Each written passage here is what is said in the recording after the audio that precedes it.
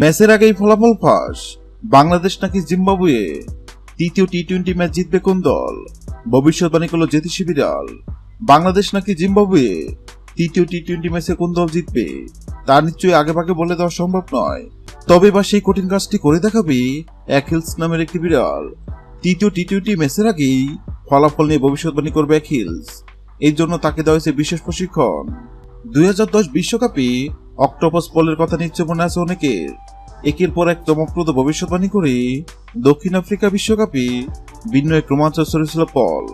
Spain যে 2010 সালে বিশ্বকাপ জয় করবে তা আগে ভাগে জানিয়ে দিয়েছিল অক্টোপাসটি। শুক্রবার বাংলাদেশ বনাম জিম্বাবুয়ে টি-20 সিরিজেও আছে। টি-20 সিরিজে জ্বর তুলতে প্রস্তুত সাদা রঙের বিড়ালটি। দবদবে সাদা নীল চোখের বিড়ালটির নাম অ্যাকিলস।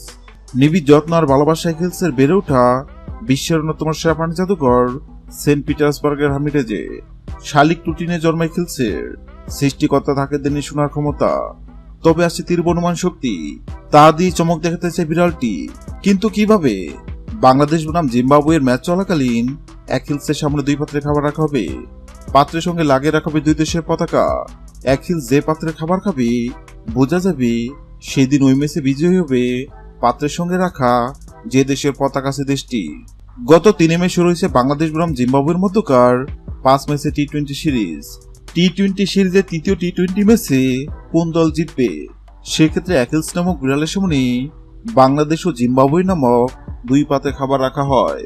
অবাক করার বিষয় হলো সবাই ভেবে নিয়েছিল বিড়ালটি হয়তো জিম্বাবুয়ে নামক পাত্রে খাবার খাবে, কেননা জিম্বাবুয়ে অনেক শক্তিশালী দল এবং সবাই ধরে নিচ্ছে এবার টি-20 সিরিজ জিতবে জিম্বাবুয়ে। কিন্তু সবার ধারণা ভুল প্রমাণ করে অ্যাকিলস নামক বিড়ালটি বাংলাদেশ নামক পাত্র থেকে খাবার খায়। অ্যাকিলস নামক বিড়ালের এমন কাণ্ডে অবাক হয়েছেন অনেকেই, কেননা বর্তমানে বাংলাদেশ টি-20তে দুর্দান্ত ফর্মে আছে। এবার দেখার পালা অ্যাকিলস নামক বিড়ালের ভবিষ্যৎবাণী সত্য হয় কিনা। হ্যালো বন্ধুরা, আপনাদের কি মনে হয় বাংলাদেশ বনাম জিম্বাবুয়ের মধ্যকার তৃতীয় টি-20 ম্যাচে কোন দল জিতবে? অবশ্যই কমেন্ট করে জানাবেন। ভিডিওটি ভালো লাগলে লাইক দিবেন এবং সাবস্ক্রাইব করে আমাদের চ্যানেলের সঙ্গে থাকবেন। ভিডিওটি দেখার জন্য আপনাকে অসংখ্য ধন্যবাদ।